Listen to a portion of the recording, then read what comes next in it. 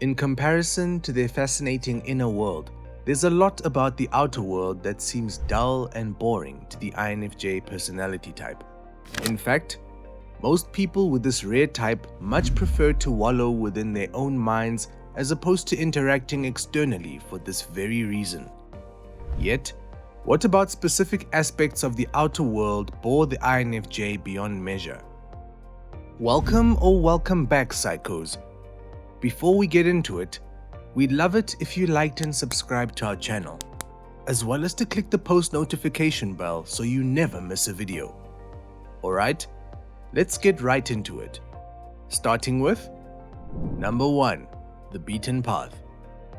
With so many roads and possibilities that the INFJ personality type is able to fabricate through their vivid imaginations, there's nothing that triggers boredom quite like following the crowd. Whether it be to follow a rather predictable career, maintain ingenuine connections, or holding back from following their dreams, the safe route is never something that truly captivates the INFJ type. Despite their need to plan, organize, and know what to expect when jumping into new endeavors, this knowledge-thirsty type is constantly requiring new experiences and learning material in order to feel fulfilled in life. By taking the beaten path, not only do they tend to lose interest early on, which ultimately contributes to their sense of unavoidable boredom, but they'll also feel their sense of pride dwindle at a rapid pace. In fact, in most cases where the INFJ feels out of touch with who they are, it's simply due to the fact that they've been stuck in some aspect of the unfulfilling rat race that most people strive to become a part of. Ironically enough, no matter how much this type thinks that fitting in with those around them would make life easier, living on the outskirts of society makes life far less boring for the INFJ in particular. Number 2, fakery. When it comes to people's personalities and behaviors, there's nothing that bores the INFJ quite like a false or dulled facade. In most scenarios, fakery also limits their access to the utmost surface levels to personality and conversation. Whether it be someone's defense mechanism against showing their own unhealed traumas or an egotistic approach to getting what they want in life, when INFJs have a difficult time sensing authenticity, boredom will soon follow. This is especially true when the INFJ has already tried their most effective tactics at digging deeper into who someone truly is, only to find yet another layer of falsity. When someone is being not only distrustful to other people but also to themselves, it's extremely apparent to the INFJ. In fact, not only is fakery of all kinds extremely boring to this personality type, but it also serves to be one of their most frustrating pet peeves. Being the truth seekers they are, deception and distortion create all sorts of confusion for the INFJ type. This is what makes being forced to interact with obvious fakery so unbearable and monotonous. Number 3, people who are stuck in their ways. With fakery being at the top of the INFJ's list of boring personality traits, close-mindedness is usually a close second. People who can't seem to wrap their heads around the fact that they could be wrong in their behaviors, choices, arguments, or belief systems are extremely difficult for the INFJ to interact with. This open-minded type is continuously looking for stimulating conversations that go beyond small talk.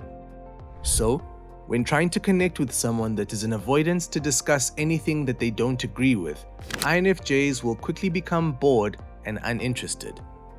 This trait becomes all the more difficult to bear when it is combined with callousness, or the need to try and persuade others to constantly agree with them.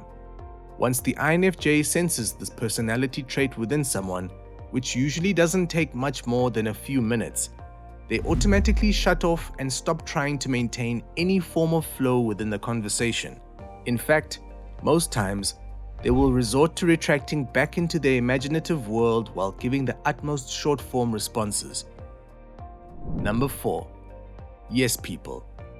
For every person who's stuck in their way of thinking, there is a yes person there to be nodding their head in agreement. Yet both provide their own unique levels of boredom for the INFJ type. Known for their people-pleasing ways, INFJs have a strict line of agreeability that they never cross. When it comes to conversational topics that they hold strong beliefs for, this personality type appreciates those who agree to disagree.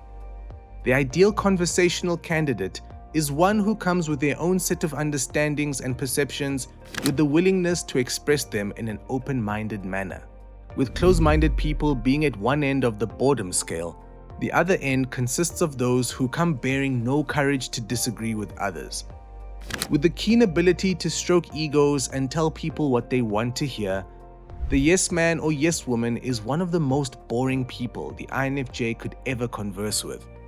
Despite their apprehension to accept criticisms, INFJs are always looking for opposing views that make them question or instill their own beliefs, a component that is near impossible to attain from someone who is constantly in agreement. Number 5. Anything that is over-explained. Whether it's reading a movie plot, listening to someone's synopsis of what they did on vacation, or having someone explain how to do something, there's a certain type of boredom that comes with things being far too over-explained. INFJs are extremely good at connecting the dots, creating the visions and filling in the gaps of someone's story and instructions. They know how to ask the appropriate questions to get the information they need, and they're able to listen with the utmost attentiveness. However, when things become over-explained with useless details leading up to the plot or point being made, INFJs will likely get lost and become disinterested.